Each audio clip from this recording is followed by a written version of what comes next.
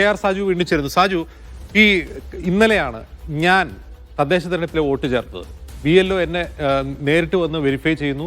ആധാർ കാർഡിലെ വിവരങ്ങൾ വീണ്ടും അന്വേഷിച്ച് പരിശോധിക്കുന്നു. അപ്പോൾ ആധാർ കാർഡും വോട്ടർ പട്ടികയും തമ്മിൽ ലിങ്ക് ചെയ്യുന്ന പദ്ധതി തെരഞ്ഞെടുപ്പ് കമ്മീഷൻ എത്രയും മുമ്പ് സ്വീകരിച്ചതാണ്.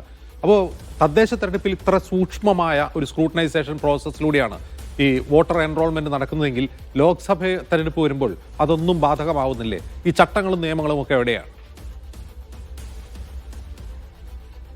അതായത് കൂടുതൽ പേർ വോട്ട് ചെയ്യുക, വോട്ടെടുപ്പ് പ്രക്രിയയുടെ ഭാഗമാകുക എന്ന നിലയ്ക്കാണ് അതിനെ അവതരിപ്പിച്ചുകൊണ്ട് ചില കാര്യങ്ങളിൽ ലഘൂകരിച്ചിട്ടുണ്ടായിരുന്നു ലോക്സഭാ തെരഞ്ഞെടുപ്പിൽ എന്നത് വസ്തുതയാണ്.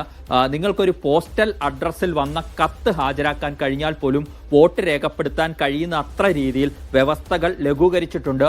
അപ്പോൾ ഇത്തരം അട്ടിമറികൾ ആസൂത്രിതമായി നടപ്പാക്കാൻ തീരുമാനിച്ചവർക്ക് ഇതൊക്കെ ചെയ്തു വെക്കാൻ കഴിയും എന്നത് നമ്മൾ മനസ്സിലാക്കേണ്ടതുണ്ട്. ഈ അട്ടിമറി പ്രക്രിയ അല്ലെങ്കിൽ ആസൂത്രിതമായ ക്രമക്കേടുകൾ ചെയ്യാൻ ഉദ്ദേശിച്ചിട്ടുള്ളവർ അത് ഒരു കരട് വോട്ടർ പട്ടിക വന്നതിന് ശേഷം ചെയ്യുന്ന പ്രക്രിയ ആവില്ല.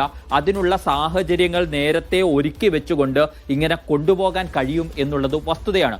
രണ്ടാമത്തെ കാര്യം നേരത്തെ സാജിദ് സൂചിപ്പിച്ചിരുന്നു. അതായത് കരട് വോട്ടർ പട്ടിക വരുമ്പോൾ ഒരുപാട് ആക്ഷേപങ്ങൾ വരുന്നു, അങ്ങനെ കുറെ പേരെയൊക്കെ ഒഴിവാക്കുന്നു. പക്ഷെ അന്തിമമായ വോട്ടർ പട്ടിക വരുമ്പോൾ ക്രമക്കേടുകൾ, അതായത് ഈ കരട് വോട്ടർ പട്ടികയ്ക്ക് ശേഷം വീണ്ടും പേര് ചേർക്കാൻ അവസരം കിട്ടിയപ്പോഴാണ് തൃശ്ശൂരിൽ 70 സാജുലേക്ക് വരാം.